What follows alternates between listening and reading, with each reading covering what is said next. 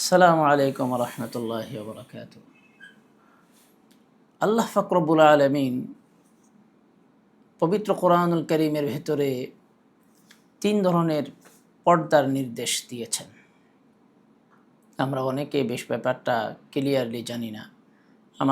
আমার আল্লাহ সুবহানাহু ওয়া তাআলা বিসালাসাতি আনওয়াইম মিনাস সিতর, তিন প্রকারের পর্দা মেনটেন করার জন্য, রক্ষা করার জন্য আল্লাহ পাক রব্বুল আলামিন পবিত্র কোরআনুল কারীমে নারী সমাজকে নির্দেশ দিয়েছেন। এর মধ্যে এক নম্বর হলো আস-সাতরুস সাউতি, আওয়াজ বিষয়ক পর্দা। অর্থাৎ আওয়াজের ক্ষেত্রেও মহিলাদেরকে আল্লাহ পাক রব্বুল আলামিন এই সতর্কতা অবলম্বন করার জন্য এবং আওয়াজের ক্ষেত্রেও পর্দা করার জন্য আল্লাহ পাক রব্বুল আলামিন নির্দেশ দিয়েছেন। সূরা আহজাফের ৩২ নম্বর আয়াতে আল্লাহ পাক রব্বুল আলামিন বলছেন, ফালা তাখদা'না বিল কওল, যে হে নারী সমাজ, তোমরা কোমল কণ্ঠে তোমরা কথা বলো না। ফালা তাখদা'না বিল কওল, কোমল কণ্ঠে তোমরা কথা বলো না। কোমল কণ্ঠে যদি তোমরা কথা বলো তাহলে কি হবে? ফায়াতমা আল্লাযী ফি কলবিহি মারাদ, যাদের অন্তরে ব্যাধি আছে, যারা নারীদের পিছু পড়ে থাকে, নারীদেরকে উত্ত্যক্ত করার জন্য সুযোগের সন্ধানে থাকে, নারীদের সাথে অবৈধ রিলেশনশিপে যাওয়ার জন্য যারা আগে থেকে উৎপেতে থাকে, ফায়াতমা আল্লাযী ফি কলবিহি মারাদুন, তাহলে যাদের অন্তরে রোগ রয়েছে, ব্যাধি রয়েছে, তারা তোমাদের প্রতি লালায়িত হবে, তোমাদের সাথে একটা সম্পর্ক তৈরি করার জন্য তারা লালায়িত হবে।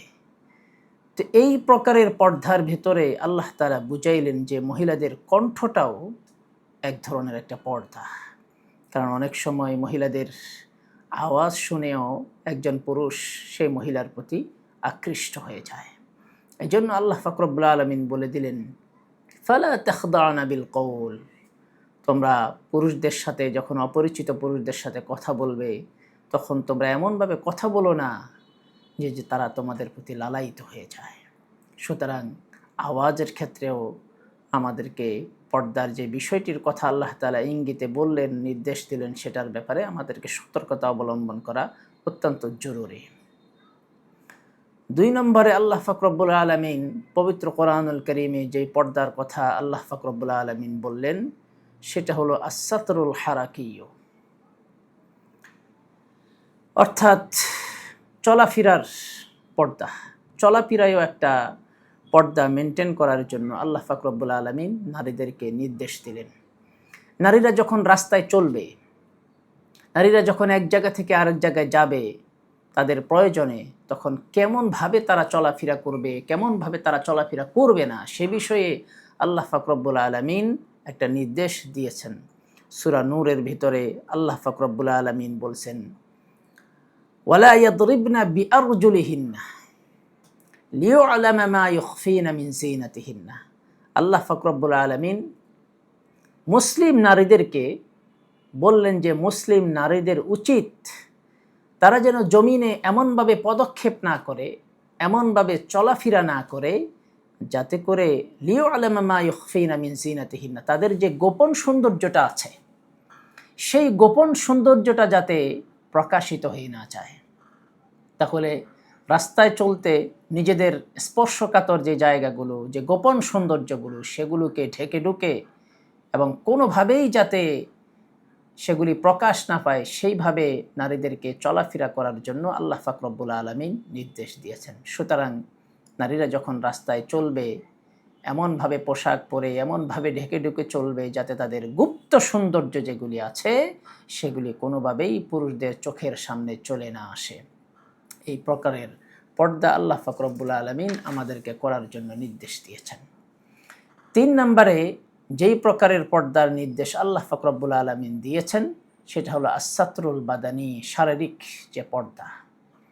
শারীরিক যে পর্দা সেই ব্যাপারে আল্লাহ পাক রব্বুল আলামিন সূরা আহজাফের ৫৯ নম্বর আয়াতে নির্দেশ দিয়ে বলেন, ইয়া আইয়ুহান নাবিয়্যু কুল লিআজওয়াজিকা, হে নবী, আপনি আপনার স্ত্রীদেরকে ওয়া বানাতিকা, আপনার কন্যাদেরকে, ওয়া নিসাইল মুমিনিনা, এবং মুসলিম মুমিনদের নারীদেরকে আপনি বলে দিন যে ইউদিনিনা আলাইহিন্না মিন জালাবিবিহিন্না, তারা যেন তাদের চাদর নিজেদের মুখের উপরে নামিয়ে দেয়, তারা যেন তাদের চাদর নিজেদের মুখের উপরে নামিয়ে দেয়।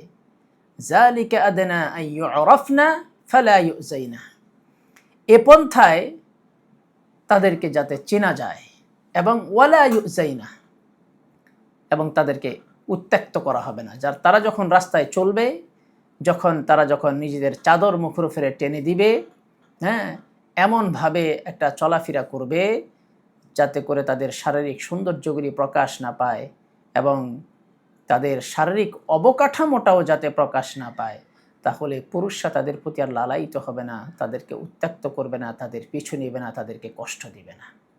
এই 3 প্রকারের পর্দার কথা আল্লাহ পাক রব্বুল আলামিন কোরআনুল কারীমে আমাদেরকে নির্দেশ দিয়েছেন। সুতরাং আমরা নারী সমাজ, আমাদের মা বোন যারা আছে, আপনারা এই 3 প্রকারের পর্দাটাকে মেনটেন করার জন্য চেষ্টা করবেন। এবং আমরা যারা নারীদের দায়িত্বে আছি, পুরুষরা যারা অভিভাবক নারীদের, আমরা তাদেরকে এই 3 প্রকারের পর্দার ব্যাপারে সতর্ক করব। 1 নম্বরে আওয়াজের ক্ষেত্রে পর্দা, 2 নম্বরে চলাফেরার ক্ষেত্রে পর্দা, 3 নম্বরের শারীরিক পর্দা। এই 3 প্রকারের পর্দা যদি আমরা মেনটেন করতে চলি, তাহলে পরপুরুষের নানান রকমের কষ্টদায়ক বিষয় থেকে এবং আমাদের চরিত্র হননমূলক সমস্ত বিষয় থেকে আমরা নারীরা নিরাপদ থাকতে পারব। আমাদেরকে আল্লাহ তাআলার নির্দেশ মানার মধ্য দিয়ে, পর্দার সে ফরজ বিধান মানার মধ্য দিয়ে আল্লাহ সন্তুষ্টি অর্জন করার তৌফিক দান করেন। আসসালামু আলাইকুম ওয়া রাহমাতুল্লাহি ওয়া বারাকাতুহু।